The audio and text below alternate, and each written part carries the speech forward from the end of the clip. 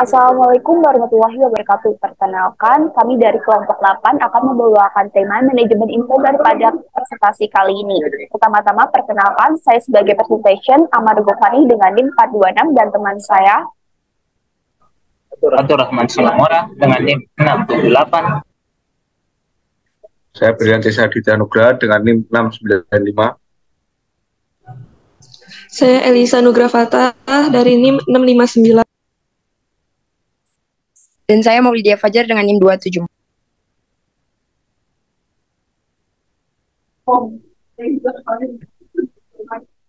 Berikut adalah materi yang akan kami bawakan. Yang pertama ada pentingnya persediaan, yang kedua manajemen persediaan, yang ketiga model-model persediaan, yang keempat model periode tunggal, yang kelima ada sistem periode tetap.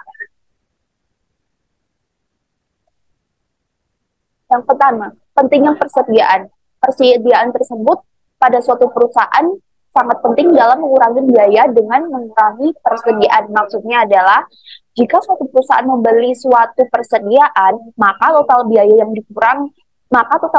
yang dikeluarkan pada awal saat menyediakan persediaan akan berkurang jika persediaan itu telah habis. Yang kedua, ada produksi dapat berhenti dan pelanggan merasa tidak puas ketika suatu barang tidak tersedia. Maksudnya di sini adalah produksi pada suatu persediaan suatu saat dapat berhenti jika persediaan tersebut tidak memenuhi dengan permintaan konsumen. Yang ketiga, perusahaan tidak akan pernah mencapai strategi berbiaya rendah tanpa manajemen persediaan yang baik. Nah, di sini juga tidak ada manajemen persediaan yang baik atau manajerial dalam mengatur sebuah persediaan, maka perusahaan tersebut tidak akan menjalankan strategi persediaan tersebut dengan lancar. Semisal kayak tadi, produksi bisa tiba-tiba berhenti dan tidak sesuai dengan target konsumen. Yang terakhir, ada tujuan manajemen persediaan adalah menentukan keseimbangan antara investasi persediaan dan pelayanan terhadap pelanggan. Maksudnya di sini adalah investasi persediaan tersebut adalah biaya yang dikeluarkan pada perusahaan untuk membeli sebuah persediaan dengan pelayanan terhadap pelanggan. Jadi harus seimbang. Fungsi-fungsi persediaan di sini ada 4. Yang pertama, untuk memberikan pilihan agar barang dapat memenuhi permintaan pelanggan. Jika persediaan tidak sesuai dengan permintaan pelanggan, maka dapat dikatakan dengan rugi. Atau tidak bisa menghabiskan persediaan, maka total biaya yang dikeluarkan pada awal tidak akan bisa kembali atau bisa dikatakan rugi. Yang kedua ada untuk memisahkan beberapa tahapan dari proses produksi. Contohnya jika sebuah perusahaan berfluktuasi adalah kayak harga tiba-tiba berubah. Persediaan tambahan mungkin diperlukan agar bisa memisahkan proses produksi dari pemasok. Jadi persediaan tambahan tersebut terkadang diperlukan untuk sebagai pemisah antara produksi dari pemasok tersebut. Yang ketiga, untuk mengambil keuntungan dari potongan jumlah karena pembelian dalam jumlah besar dapat menurunkan biaya pengiriman barang. Maksudnya di sini adalah, jika kita menyediakan persediaan, maka otomatis kita akan mendapatkan keuntungan. Nah, keuntungan tersebut dapat menurunkan biaya pengiriman barang. Yang terakhir ada untuk menghindari inflasi dan kenaikan harga.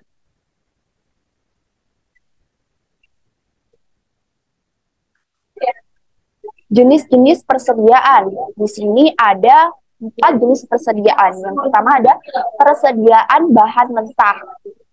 Persediaan bahan mentah di sini biasanya bahan-bahan yang biasanya dibeli tapi belum memasuki proses produksi. Contohnya, saat kita ingin membuat kue, maka kita akan membeli telur, tepung, air. Nah, yang kedua ada persediaan barang dalam proses. Semisal kalau kita contohnya mau membuat roti, persediaan barang dalam proses tersebut bisa disebut susu. Karena susu tersebut bukan lagi bahan baku dari awal, tapi dia sudah diproses dari telur dan apa ya, susu. Terus yang ketiga ada persediaan MRO, yaitu bahan-bahan pemeliharaan, perbaikan, dan operasi. Biasanya di sini misal porsi yang udah jadi tapi belum dihias atau belum diinovasi, itu bisa disebut persediaan MRO. Yang keempat ada persediaan barang jadi.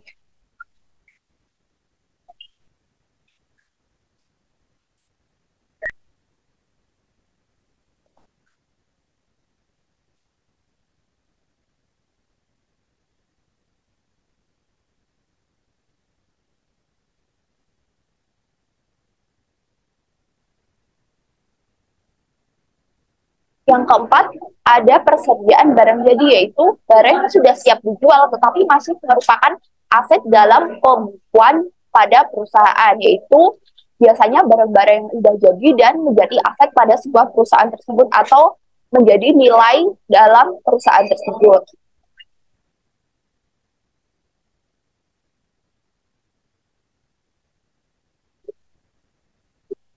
Selanjutnya ada manajemen persediaan. Manajemen persediaan di sini terdapat analisis yang namanya analisis ABC, di mana barang-barang persediaan tersebut dapat diklasifikasikan sesuai dengan analisis ABC tersebut, menggunakan analisis ABC tersebut. Dan bagaimana mempertahankan keakuratan catatan persediaan yang ada. Apa sih yang dimaksud dengan analisis ABC tersebut? Analisis ABC tersebut biasanya analisis A itu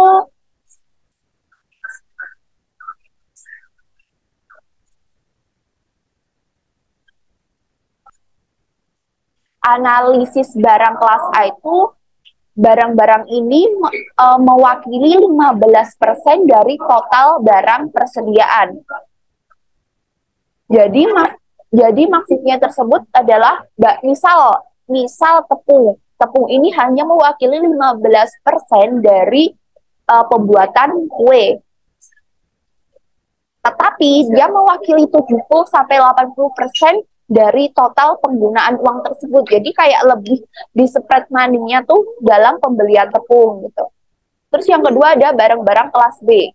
Barang-barang kelas B ini mewakili sekitar 30% dari barang persediaan. Dan 15-25% dari nilai total pengeluaran. Yang ketiga ada barang-barang dengan volume uang tahunan yang kecil, adalah kelas C, yaitu hanya mewakili 5% dari volume uang tahunan, tetapi dia mewakili 55% dari total barang persediaan tersebut. Jadi dia meskipun hanya mewakili 5% dari volume uang tahunan, tapi dia sangat berarti dalam fungsi persediaan tersebut. Nilainya besar di dalam total barang persediaan tersebut. Next, manajemen persediaan.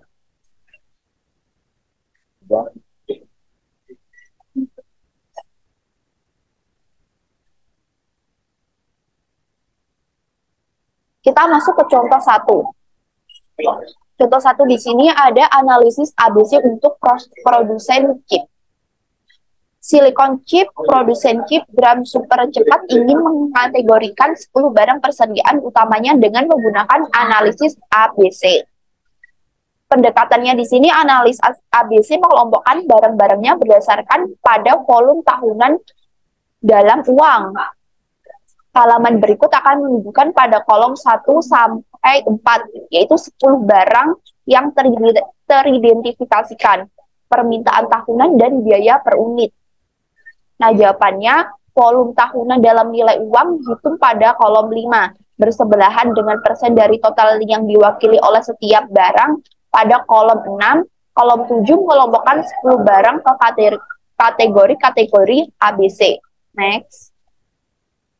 Nah, ini maksud dari ini adalah Anggaran persediaan barang nomor 1. Ada 10.285 dan bawahnya 11.526. Yaitu persentase jumlah persediaan barangnya dia ada 20%. Volume tahunannya ada 1.000 sama 500. Dan biaya per unitnya ada $90.000 dan $154. Untuk mengetahui volume tahunan dalam nilai uang, volume tahunan unit 1.000 dikali biaya per unit $90. Jadi total volume tahunan dalam nilai uang ada $90.000. Nah, 38,8% ini adalah nilai dari 232 Jadi 38,8% dari 232,057 adalah 90.000. Sedangkan bawahnya 33,2% dari nilai 232,057 adalah $77.000. Jadi ini dijumlahkan 38,8% plus 33,2%. Jadi dia 72%. Nah, 72% ini masuk dalam kelas A. Begitu juga bawahnya juga mengikuti seperti cara di atas. Namun nanti pada persentase volume tahunan dalam nilai uang ini dijumlahkan, kita bisa mengetahui dia masuk kelas yang mana. Yang kedua ini dia masuk kelas B karena nilainya 23%. Dan yang ketiga ini jika dijumlahkan hanya 5%, maka dia masuk ke kelas C. Keakuratan catatan persediaan. Keakuratan catatan persediaan ini adalah sebuah syarat bagi manajemen persediaan, yaitu pencatatan pada penjadwalan produksi, pada prosesnya, hingga pada penjualan. Keakuratan ini dipertahankan dengan sistem periodik atau bisa dengan sistem perpetual.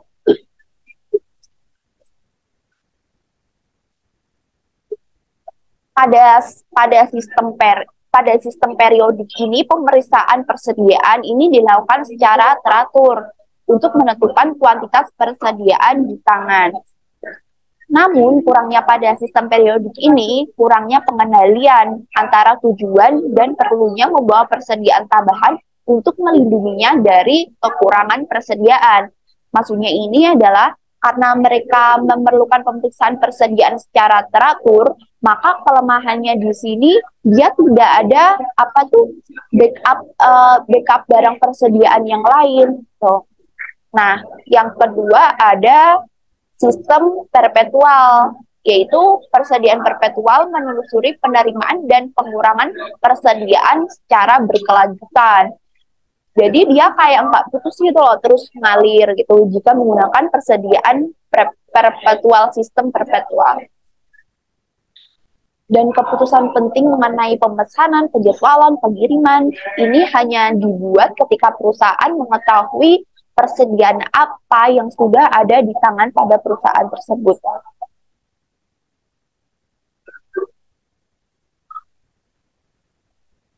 Penghitungan siklus atau cycle counting. Ini merupakan kayak audit dalam pencatatan persediaan. Jadi pada saat melakukan pencatatan persediaan, ini dilakukan perhitungan siklus atau mencatat persediaan secara akurat. Catatan tersebut harus diperiksa melalui audit berkelanjutan. Perhitungan siklus ini menggunakan klasifikasi persediaan yang dilakukan melalui analisis ABC tadi.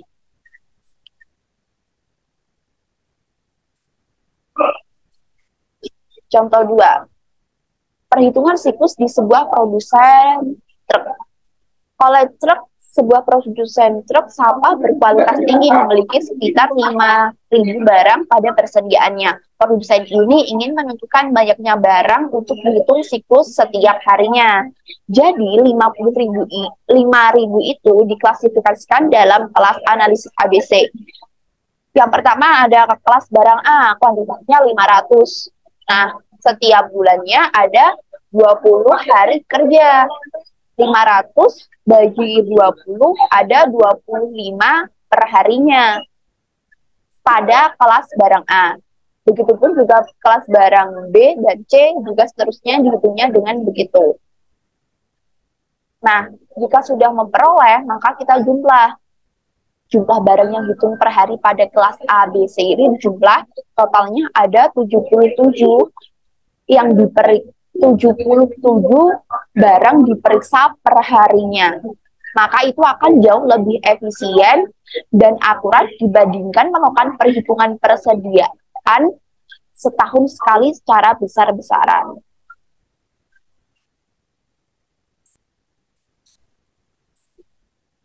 Pengendalian persediaan jasa. Pengendalian persediaan jasa.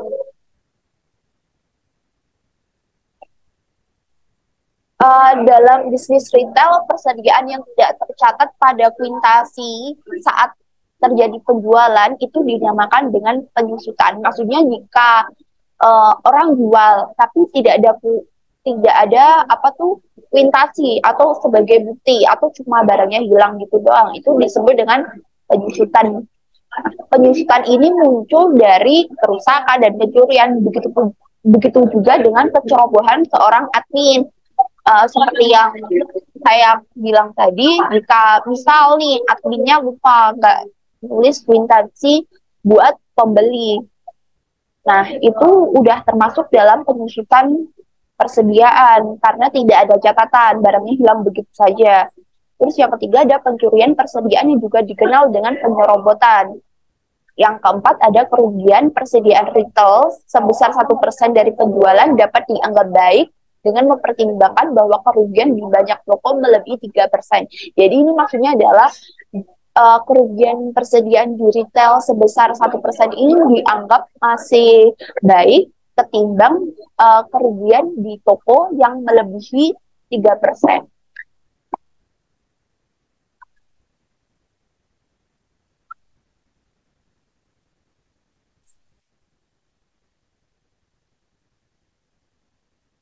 Model-model persediaan. Ini ada permintaan independen dan permintaan dependen. Tapi pada bab ini kita fokus pada permintaan independen.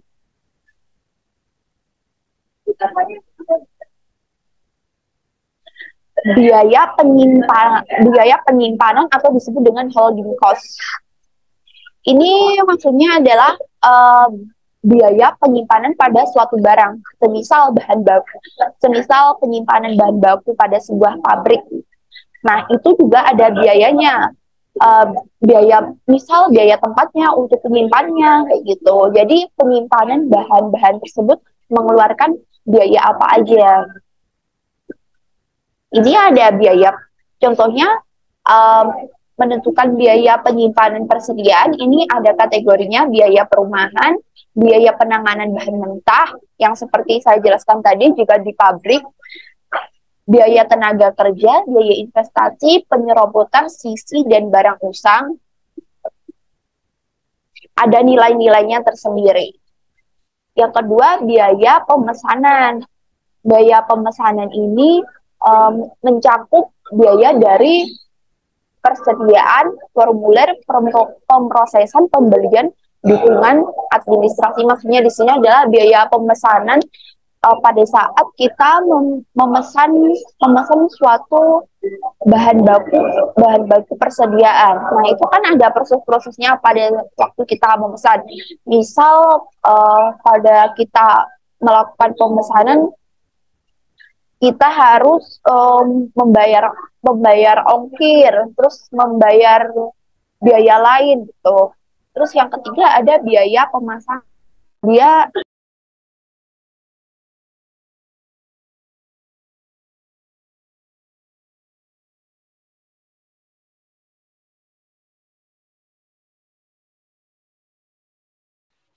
Selanjutnya ada model-model persediaan untuk permintaan independen. Ada 3.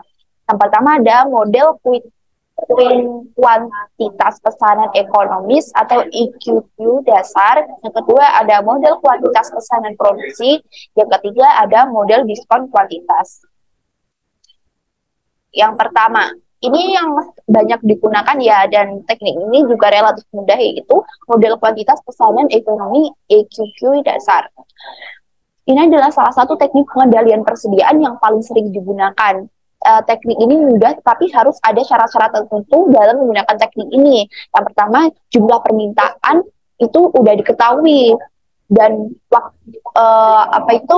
waktu tunggu, ya ini waktu antara pemesanan dan penerimaan pesanan itu juga harus diketahui. Persediaan segera diterima dan selesai seluruhnya. Dengan kata lain, persediaan yang dipesan tiba dalam satu kelompok pada suatu waktu. Jadi dia harus jelas persediaan diterimanya dan selesai seluruhnya itu kapan. Dan tidak tersedia diskon kuantitas. Setelah itu, biaya variabel hanya biaya untuk memasang atau pada saat memesan. Yang terakhir, kehabisan persediaan dapat sepenuhnya dihindari jika pemesan dilakukan pada waktu yang tepat.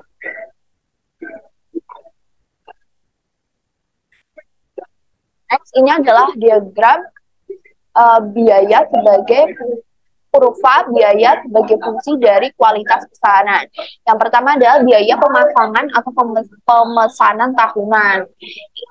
Ini adalah biaya per tahunnya, dan ini ada biaya pemasangan atau pemesanan. Terus yang B, biaya penyimpanan tahunan.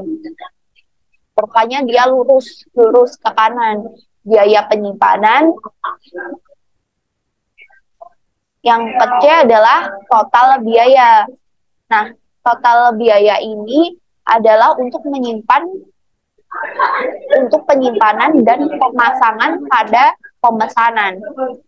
Yang ini, yang kurva melengkung ini adalah kurva total biaya.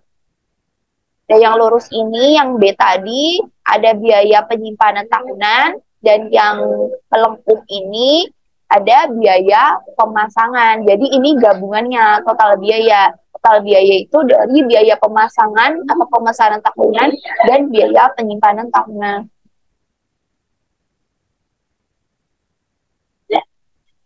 Meminimalkan biaya. Model persediaan umumnya bertujuan untuk meminimalkan total biaya.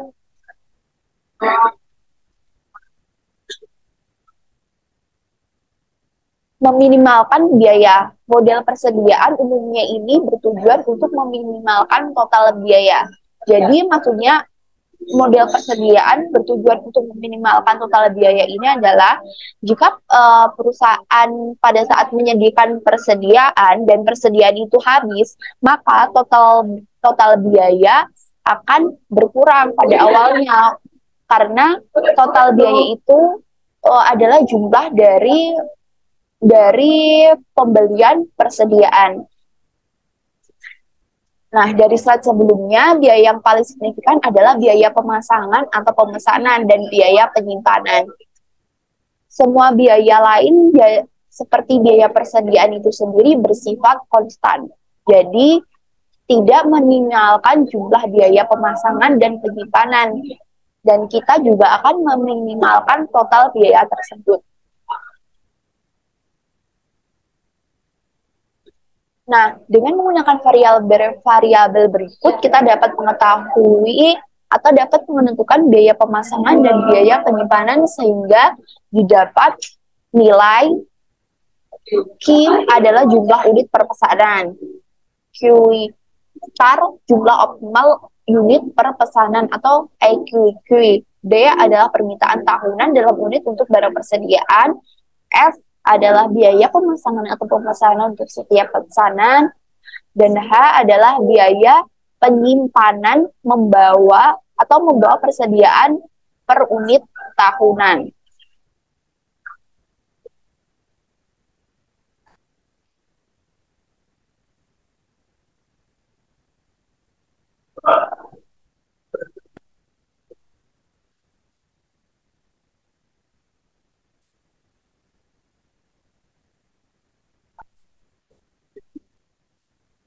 Waktunya udah habis 40 menit. Udah aku akhiri.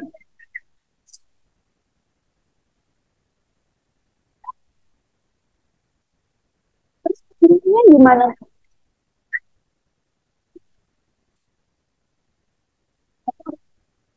Intinya ini gimana?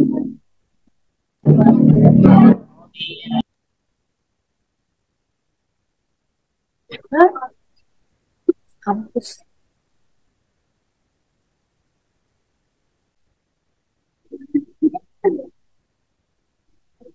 Penyelesaian tahap pertama, yaitu pada angka diskon pertama, dua adalah nilai tetap dikali 5.000, yaitu permintaan tahunannya ada 5.000 unit.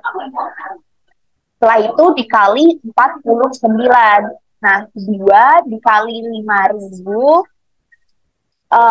hasilnya adalah 10.000. Setelah itu dikali 49 menjadi 490.000. Habis itu dibagi 0,2 dikali 5. 490 dibagi 1 sama dengan 490. Habis itu diakar. Akar dari 490 yaitu ada 700 mobil per pesanan. Begitu juga pada angka diskon kedua dan ketiga, perhitungannya juga begitu. Setelah itu perhitungan tahap 2 atau penyesuaian. Pada angka diskon pertama, 700 perlu disesuaikan. Yang kedua dapat 1.000 disesuaikan. Yang ketiga 2.000 juga disesuaikan. Setelah itu tahap ketiga yaitu menghitung total biaya untuk setiap kuantitas pesanan dengan landasan hasil kabel di bawah tersebut.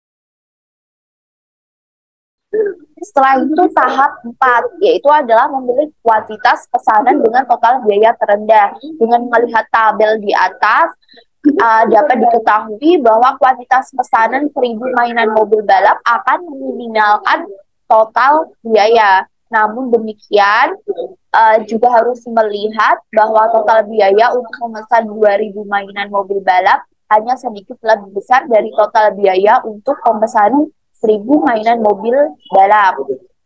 Jadi contohnya, jika biaya diskon ketiga diturunkan menjadi $4,65, maka kuantitas ini mungkin akan meminimalkan total biaya persediaan.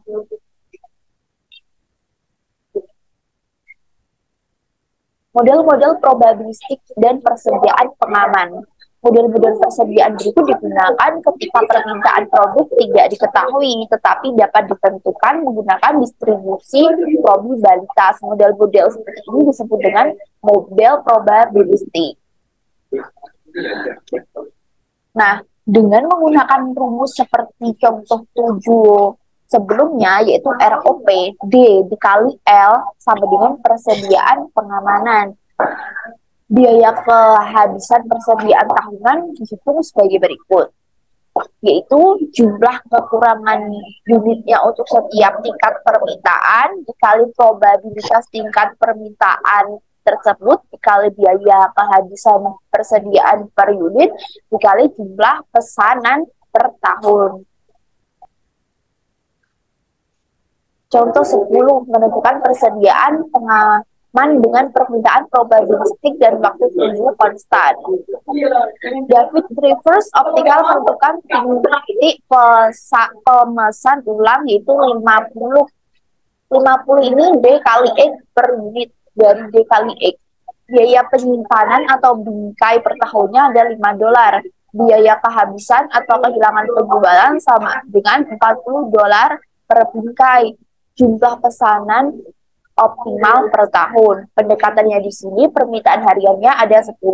Rata-rata waktu tunggunya ada 6 hari. Standar deviasi dari waktu tunggu Gamma LT ada 1 hari. Tingkat pelayanannya 98%. Jadi Z adalah 2,055. Nah, ini adalah jumlah unit dan nilai probabilitasnya di tabel sebelah. Solusinya, untuk persediaan pengaman ini, kekurangan split bingkai akan muncul jika permintaan 60 dan kekurangan 20 bingkai akan muncul jika permintaan 70. Jadi, biaya kehabisan persediaan untuk persediaan pengaman 0 adalah kekurangan 10 bingkai dikali 0,2 dikali $40 per kehabisan persediaan dan dikali kemungkinan 6 kali kehabisan persediaan per tahun atau disebut dengan probabilitas. Setelah itu ditambah kekurangan 20 bingkai dan dikali 0,1 dikali $40 dan dikali 6. Dihasilkan $960. Maka dirangkum rumusnya pada tabel di bawah tersebut.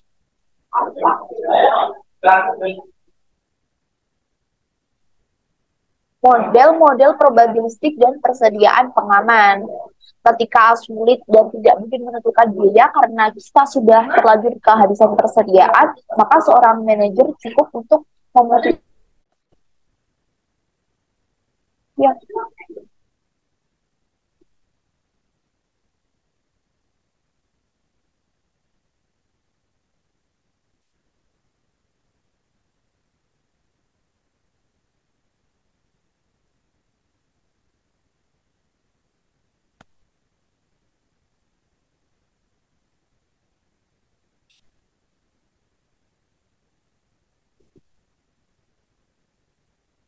Model-model probabilistik dan persediaan pengaman. Ketika sulit untuk menentukan biaya karena sudah terlanjur kehabisan persediaan, maka manajer cukup untuk memutuskan untuk mengikuti kebijakan, yaitu menjaga persediaan pengaman yang cukup untuk memenuhi tingkat pelayanan pelangganan yang telah ditentukan.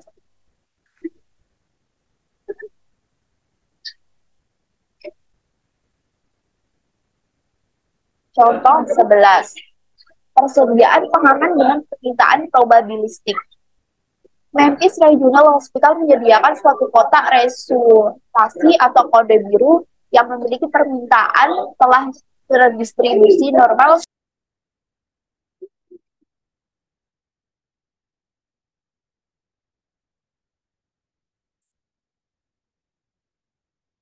Contoh 11 yaitu persediaan pengaman dengan permintaan probabilistik. Memphis Regional Hospital menyediakan suatu kotak resultasi atau kode biru yang memiliki permintaan telah terdistribusi normal selama periode pemesanan ulang. Permintaan atau rata-ratanya selama periode pemesanan ulang adalah 350 kotak dan standar deviasinya adalah 10 kotak. Nah, pengelola rumah sakit ini ingin mengikuti kebijakan yang menghasilkan kehabisan persediaan hanya 5% sepanjang waktu. Nah, ditanya nih, berapa nilai Z yang tepat, berapa persediaan pengaman yang harus dijaga perusahaan, dan berapa titik pemesanan ulang yang harus digunakan. Pendekatannya, rumah sakit menentukan jumlah persediaan yang diperlukan untuk memenuhi 95% permintaan di sepanjang waktu. Gambar dalam ini membantu untuk memvisualisasikan pendekatan tersebut atau data-datanya terlihat sebagai berikut, yaitu 350 kotak adalah rata-rata permintaan, standar deviasinya ada 10 kotak, setelah itu Z adalah jumlah standar deviasi normal. Next, solusinya untuk A, kita akan menggunakan kurva normal standar untuk mendapatkan nilai Z pada luas di bawah. Kurva normal yaitu 0,95 atau 1 sampai 0,05 dengan menggunakan tabel normal ini, tabel nomor yang terlihat dalam lampiran 1. Yang B, karena persediaan pengaman sama dengan X min U dan 2 sama dengan terlihat pada gambar 12.8. Yang C titik pemesanan ulang adalah ROP sama dengan permintaan yang diharapkan selama waktu tunggu dan dan ditambah dengan persediaan pengaman. Eh, Permintaan yang diharapkan selama waktu tunggu itu ada 350 kotak dan persediaan pengamannya ada 16,5 kotak persediaan pengaman.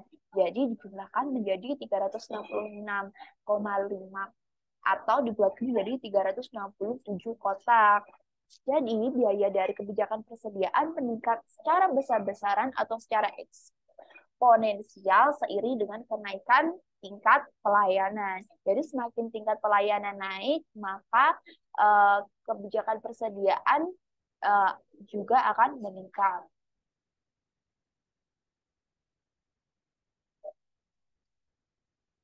Model-model probabilistik lainnya. Meskipun demikian, ada 3 model lain yang dapat digunakan. Kita perlu menentukan model mana yang digunakan untuk 3 situasi.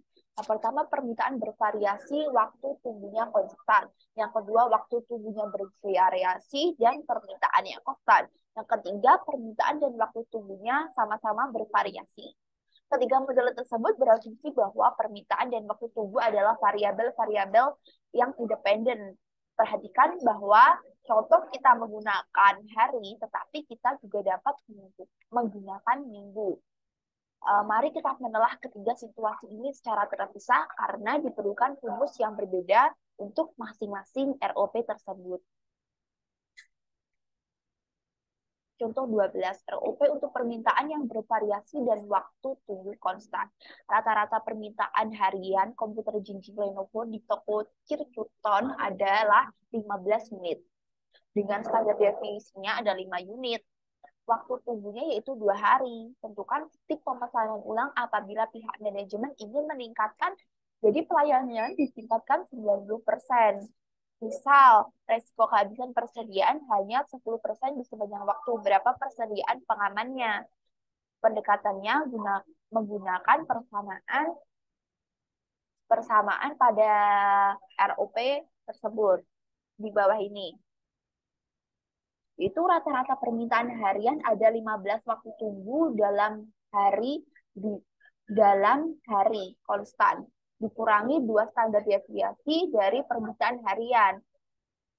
Dan OD-nya 5 tingkat pelayanan sama dengan 90%. Solusinya ROP 15 menit tadi dikali 2 hari, habis itu nilainya 30, setelah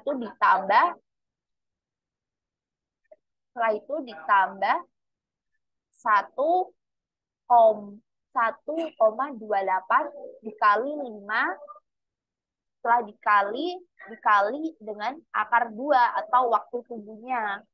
Nah, 30 plus 1,28 dikali 1,41 sama dengan 30 plus 9,02 sama dengan 39. Jadi persediaan pengamannya sekitar 9 komputer Lenovo. Contoh 13. ROP untuk permintaan konstan dan waktu tunggu yang bervariasi. Toko Circuiton pada contoh 12 menjual 10 kamera digital per hari. Jadi terjual 10 per harinya. Waktu tunggu untuk pengantaran kamera itu rata-rata 6 hari dengan standar deviasinya 1 hari. Dan tingkat pelayan yang ditentukan yaitu 98%. Tentukan ROP. Jadi permintaan harian tadi 10 kamera per harinya, rata-rata waktu tunggunya 6, standar deviasinya atau telatnya ada 1 hari, dan tingkat pelayannya 98%. Jadi solusi dari persamaan kita dapatkan ini 10 unit kali 6, 60, terus plus 2,055 dikali 10 unit, dikali 1 sama dengan 20,55 sama dengan 80,55. Bulatkan menjadi 81. Jadi ROP sekitar 81 di kamera. Jadi perhatikan bagaimana tingkat pelayanan sangat tinggi, yaitu 98%, membuat ROP juga naik. Pokoknya jika pelayanannya tinggi, maka ROP-nya juga akan naik. Last, Contoh terakhir ROP untuk permintaan yang bervariasi dan waktu tunggu yang bervariasi. Barang barang paling populer di toko Ciputon adalah baterai 9 volt isi 6 per pak. Sekitar 150 pak terjual per harinya. Mengikuti distribusi normal dengan standar deviasi 16 pak. Baterai dipesan dan penaluh di luar negara bagian. Waktu tunggunya terdistribusi normal dengan rata-rata 5 hari dan standar deviasinya ada 1 hari. Untuk menjaga tingkat pelayanan 95%, berapakah ROP yang tepat? Nah, pendekatannya di sini, rata-rata permintaan harian 150 pak, standar deviasinya ada 16 pak, rata-rata waktunya 5 hari, standar deviasi waktu tunggunya ada 1 hari, dan tingkat pelayannya 95%, jadi Z sama dengan 1,65. Nah, solusinya ROP 150 pak dikali 5 hari, yaitu rata-rata waktu tunggu, plus tingkat pelayannya, yaitu 1,65. Di mana 5 hari akar 5 hari dikali 16 kuadrat tutup kurung plus 150 kuadrat dikali 1 kuadrat. Nah, totalnya hasil penjumlahannya di sini ada 154. Jadi ROP 150 kali 5 plus 1,65 dikali 154 dikali 750 plus 254 sama dengan 1004. Ketika permintaan dan waktu tunggu dapat berubah, rumusnya terlihat cukup rumit. Akan tetapi itu terjadi hanya karena standar deviasinya pada persamaan sebelumnya dikuadratkan agar mendapatkan variasi. Kemudian dijumlahkan dan dicari akar kuadratnya juga. Yang terakhir, model periode tunggal, yaitu di sini menjelaskan situasi di mana suatu pesanan dilakukan untuk satu produk di akhir periode penjualan. Yaitu pesanannya memang untuk satu produk pada akhir penjualan. Setiap produk yang tersisa juga memiliki nilai. Untuk menentukan kebijakan persediaan optimal pada pohon Natal sebuah musim Natal yang akan tiba, kita juga perlu mengetahui standar deviasi dan mempertimbangkan dua biaya marginal tersebut. C adalah biaya kekurangan persediaan, yaitu rumusnya harga jual per unit kurangi biaya per unit. C, biaya kelebihan persediaan, rumusnya biaya per unit dikurangi nilai jual per unit, itu jika ada. Nah, jadi tingkat pelayanannya, yaitu probabilitas dari tidak kehabisan persediaan tersebut ditentukan sebagai berikut. Tingkat pelayanannya CS per CS per CO. Oleh sebab itu kita harus memperhatikan meningkatnya kuantitas pesanan sampai tingkat pelayanan sama dengan atau lebih dari rasio tersebut. Gitu. Terima kasih. Mohon maaf jika presentasi dari kelompok kami ada yang kurang atau salah kata. Saya akhiri sebagai presentation. Wassalamualaikum warahmatullahi wabarakatuh.